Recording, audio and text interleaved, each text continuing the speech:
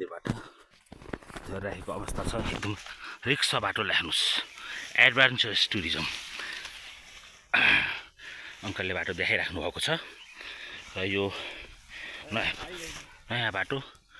अब हामी कोदोबारीमा आइसकेका छौँ। बिचमा हेर्नुहोस्, आहा ल हेर्नुहोस्, बाटो आफै खोनिदियो।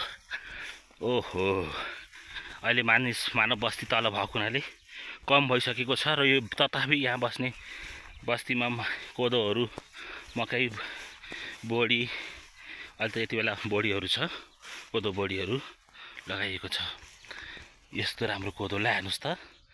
हाम्रो लङ्काकोटमा आउनुहोस् है, लङ्काकोटमा घुम्नको लागि बडा रमाइलो ठाउँ छ। वालिङ 14 बायाँ खोलाको फाट पनि देखिसकेको छ। पारी हिमाल छ। ओ वाह, ल हेर्नुहोस् डुङ्ग्री भन्ज्याङ।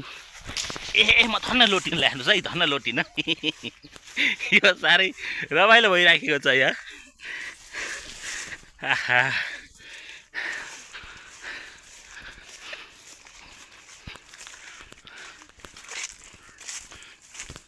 अब हामी बाटोमा झर्दैछौँ।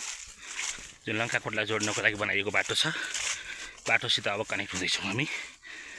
र बडा रमाइलो रिस्की बाटोबाट हामी आयौँ। बडा आनन्द छ। आहा, अङ्कल कस्तो महसुस भइराखेको छ?